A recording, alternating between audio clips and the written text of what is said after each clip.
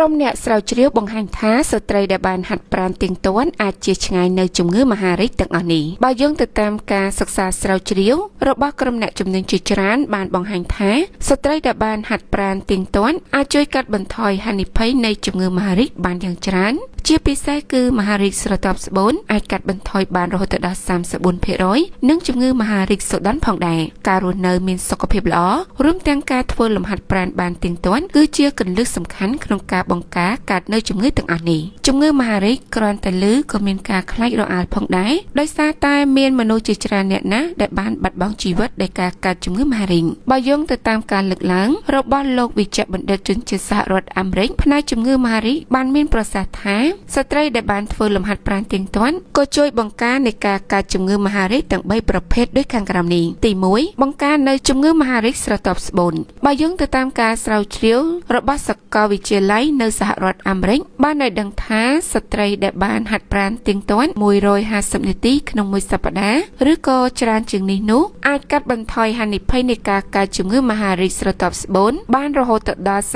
34% ទាបជាងស្ត្រីដែលមិនសូវហាត់ប្រាណដូចគ្នានេះដែរក្រុមអ្នកស្រាវជ្រាវមួយទៀតបានរកឃើញថាស្ត្រីដែលមានសន្ទុះម៉ាស់រាងកាយក្រោម25អាចកាត់បន្ថយហានិភ័យកើតជំងឺមហារីកស្រទាប់ស្បូនរហូតដល់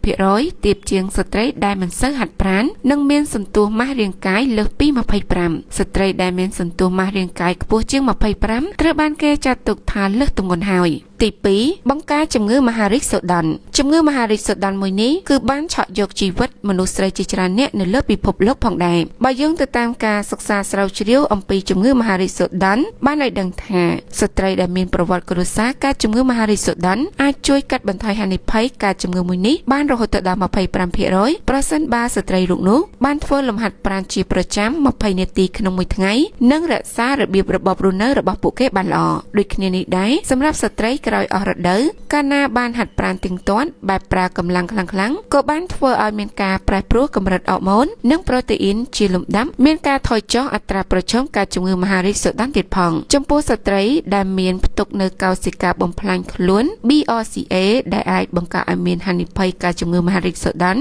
ការសិក្សាមួយចំនួនបានណែនាំថាការចាប់ផ្ដើមធ្វើលំហាត់ប្រាណតាំងពីវ័យជំទង់គឺជួយពន្យាការកើតជំងឺមហារីកសូដន់ប៉ុន្តែថាមិនអាចការពារមិនឲ្យមានការវិវត្តនៃជំងឺនេះនោះទេទី3បង្ការការជំងឺមហារីកក្រពេញអូវែក្រុមអ្នកសិក្សាស្រាវជ្រាវជាច្រើនបានបង្ហាញផុសតាំងបញ្ជាក់ថាការធ្វើលំហាត់ប្រាណមានទំនាក់ទំនងក្នុងការជួយកាត់បន្ថយជំងឺមហារីកក្រពេញអូវែការសិក្សារបស់អ្នកជំនាញរកឃើញថាស្ត្រីដែលបានហាត់ប្រាណបែបប្រើកម្លាំងខ្លាំងៗជាប្រចាំអាចជួយកាត់បន្ថយហានិភ័យការជំងឺមហារីកក្រពេញអូវែរាលដាលបើប្រៀបធៀបទៅនឹងស្ត្រីមិនសូវធ្វើសកម្មភាពរាងកាយបានទៀងទាត់ដូច្នេះហើយការធ្វើលំហាត់ប្រាណបានទៀងទាត់វាពិតជាមានសារៈសំខាន់ណាស់ចំពោះសុខភាពការរស់នៅមានសុខភាពល្អរួមទាំងការធ្វើលំហាត់ប្រាណបានទៀងទាត់គឺជាគន្លឹះដ៏សំខាន់ក្នុងការបង្ការកើតនៅជំងឺទាំងអស់នេះនិងជំងឺមួយចំនួនទៀតហើយមិនត្រឹមតែប៉ុណ្ណោះនោះទេការធ្វើលំហាត់ប្រាណបានទៀងទាត់ជួយធ្វើឲ្យរាងស្អាតក្មេងជាងវ័យនិងស្បែកភ្លឺថ្លាទៀតផង